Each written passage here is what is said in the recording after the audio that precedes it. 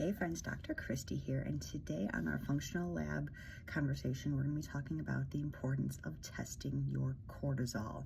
Now, before we get into testing it in the blood, I am fully aware that saliva testing and or even urine testing are better hormonal methods of testing, especially cortisol.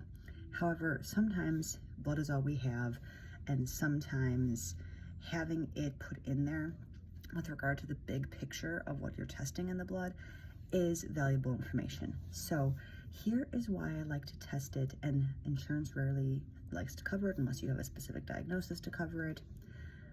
They tend to think, Western medicine tends to think, there's two extremes with regard to your cortisol. You either have Addison's disease, which means you have a depletion of cortisol and you have adrenal complete exhaustion, and that's Addison's disease, or you have Cushing syndrome, which is where you have an excess of cortisol, which often indicates a pituitary tumor or something else very pathological that's causing your cortisol to be significantly elevated.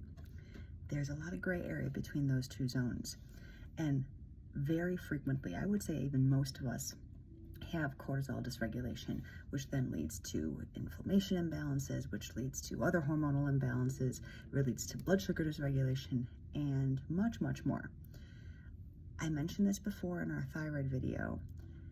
When your TSH is elevated, indicating that you might have a hypothyroid situation going on, but your thyroid hormones are normal, I always look to cortisol. Not always, but very, very frequently, when TSH is elevated and thyroid hormones are normal, cortisol is high. It's essentially meaning your brain is on fire, your brain is activated, and your pituitary gland is screaming at your thyroid and saying, we are dying here, we're under massive stress, please help us out. Even though the thyroid's like, dude, I'm doing my job. When your cortisol is activated through many different reasons, cortisol high is a symptom. It's a valuable piece of information to get on your lab work. It could mean that you're just emotionally stressed. You've got too much on your plate between job and kids and life and everything.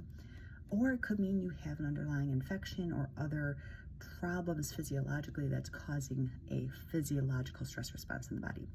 Either way, cortisol is a very important lab not to miss, and I highly recommend when you're testing it in the blood, get it done before 9 a.m. as that is the most valuable time frame with which to see your early morning AM cortisol. Again, more to come. Questions, drop them below. Have a good day.